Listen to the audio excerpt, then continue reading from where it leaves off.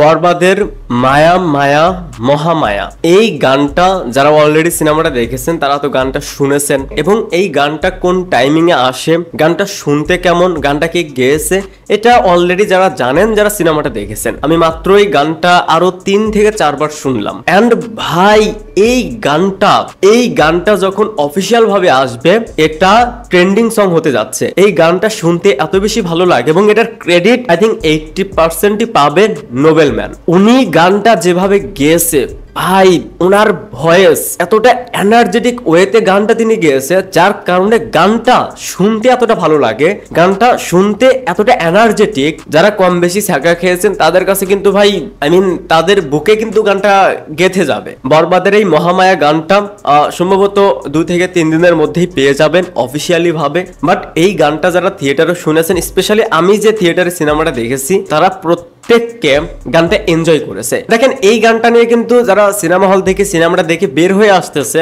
এই গানটা নিয়ে আলোচনাটা হতো। এই গানটা ভালো হওয়ার পরেও এই গানটাকে খেয়ে দিয়েছে বা যাদের মাথায় ছিল গানটা সেই জায়গায় আবার ঢুকে যায় বরবাদের ক্লাইম্যাক্সে যে গানটা থাকে নিঃশ্বাস, সেই গানটা, যার কারণে থিয়েটার থেকে যারা বের হয়ে আসতেছে তাদের মাথায় মহামায়া গানটা যখন আসে তখন তাদের মাথায় সেটাই থাকে। বাট যখন ক্লাইম্যাক্সে ফিল্মের শেষের দিকে যখন নিঃশ্বাস গানটা আসে তখন তাদের মাথায় আবার নতুন করে এই গানটা ঢুকে যায়। বাট ভাই এই গানটা যখন তারা অফিসিয়ালি ভাবে রিলিজ করবে তখন এই কথাগুলো আমার সাথে মিলিয়ে নিন। একটা বিষয় যদি নোটিস করেন, শাকিব খানের লাস্ট কয়েকটা ফিল্মের ক্ষেত্রে তার ফিল্মের যে ক্লাইম্যাক্স, সেই ক্লাইম্যাক্সটা যেরকমই হোক না কেন, যদি সেই ক্লাইম্যাক্সটা এ পর্যন্ত থাকে, সেই ক্লাইম্যাক্স সিনটাকে জাস্ট একটা গান দিয়ে এখান থেকে এইখানে নিয়ে গেছে। যেমন প্রিয়তমা, দেখেন প্রিয়তমার যে ক্লাইম্যাক্স, যখন ঈশ্বর গানটার স্যাড ভার্সন আমরা ব্যাকগ্রাউন্ডে শুনি জাস্ট আমরা সেই দুনিয়ায় হারিয়ে যাই। রাজকুমারের যদি কথা বলেন, রাজকুমারের ক্লাইম্যাক্সেও সেম, যখন মা গানটা ব্যাকগ্রাউন্ডে আমরা শুনি তখন আমরা সেই দুনিয়ায় হারিয়ে যাই। সেম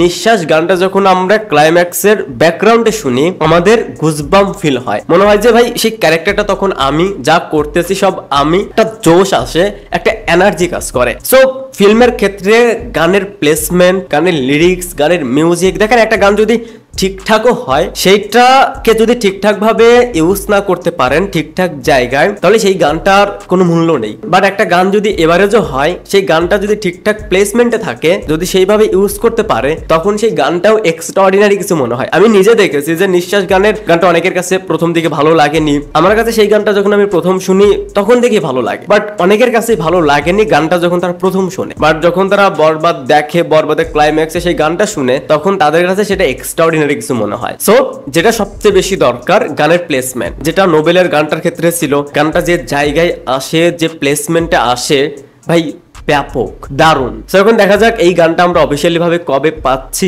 ভিডিওটা দেখার জন্য অসংখ্য ধন্যবাদ। এই চ্যানেলে যদি আপনি প্রথমবারের মতন হয়ে থাকেন তাহলে প্লিজ সাবস্ক্রাইব। বাই।